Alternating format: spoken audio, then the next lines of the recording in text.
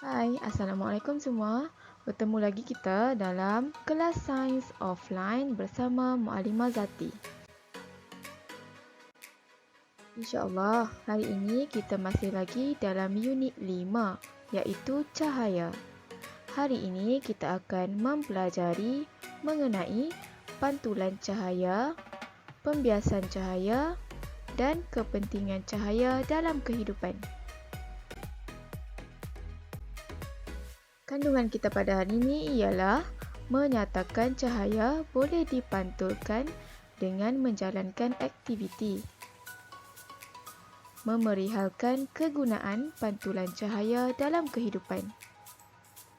Menyatakan cahaya boleh dibiaskan melalui pemerhatian.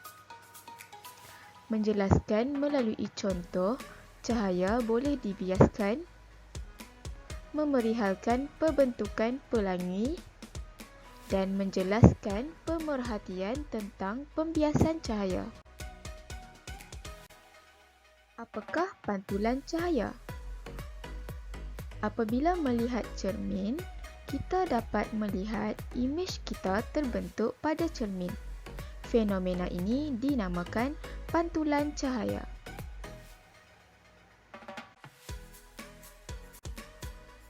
Cahaya yang menyinari kamu sebenarnya dipantulkan ke arah cermin dan cermin itu pula memantulkan imej ke arah mata kamu. Perhatikan pula contoh fenomena pantulan cahaya yang seterusnya.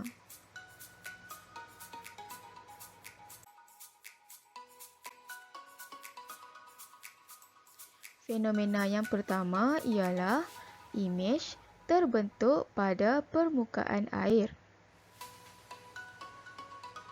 Fenomena kedua, imej terbentuk pada permukaan lantai berjubin.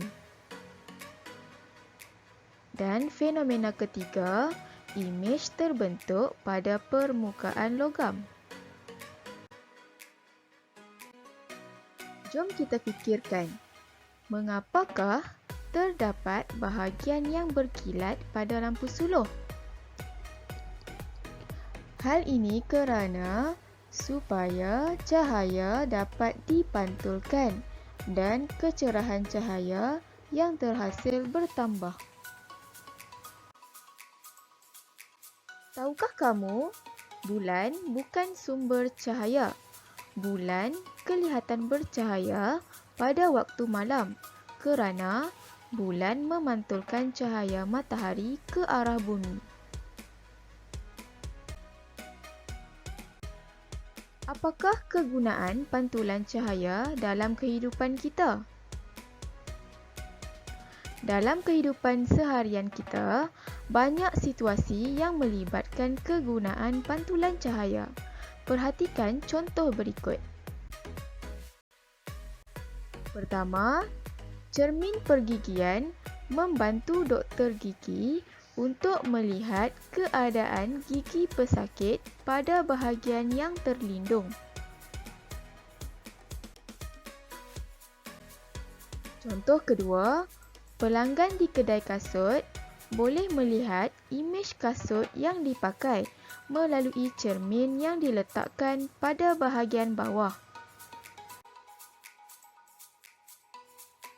Contoh ketiga, pelanggan di kedai gunting rambut boleh melihat imej bahagian belakang kepalanya melalui cermin yang diletakkan di belakang.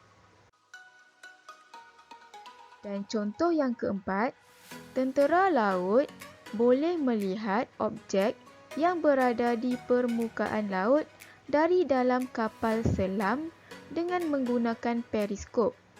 Dua cermin dalam periskop akan memantulkan cahaya dari objek yang terhalang ke arah mata pemerhati.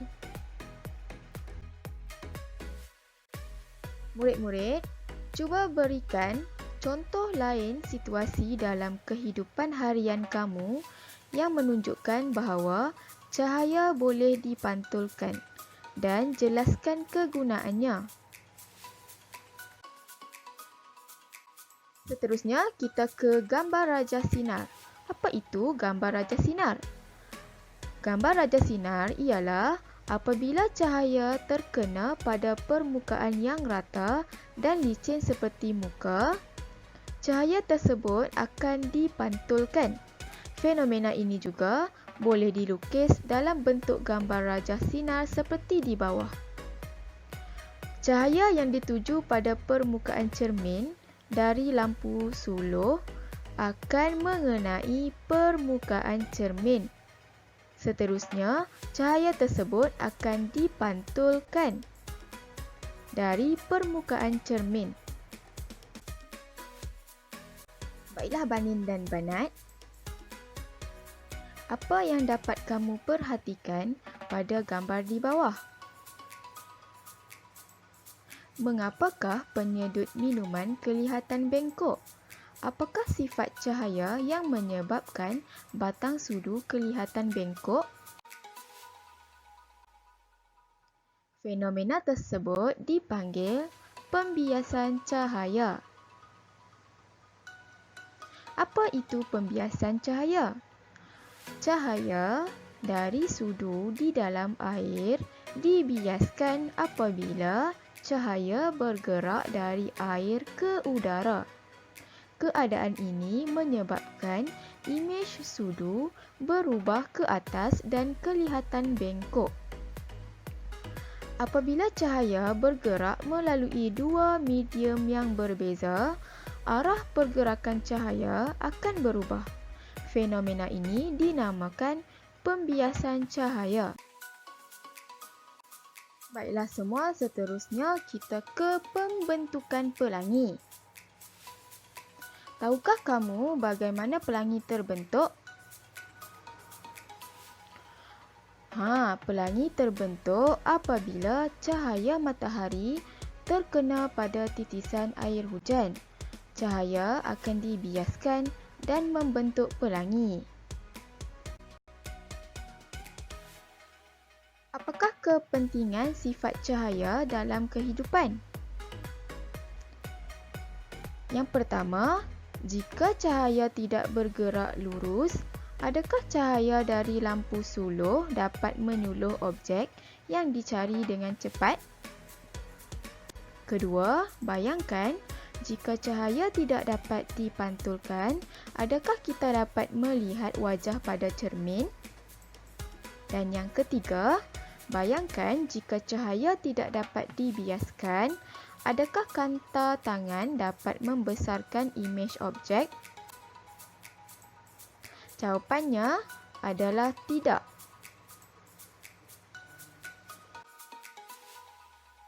Baiklah semua, diharapkan kamu dapat memahami akan pelajaran kita pada hari ini. Oleh itu, satu soalan uji minda disediakan untuk kamu yang berbunyi, jelaskan bagaimana sifat cahaya pada kanta pembesar dapat menyelesaikan masalah dalam kehidupan kita. Sila jawab uji minda tersebut dalam buku Sains 1 dan hantar dalam Telegram personal. Jumpa lagi dalam video yang akan datang, insya-Allah. Assalamualaikum.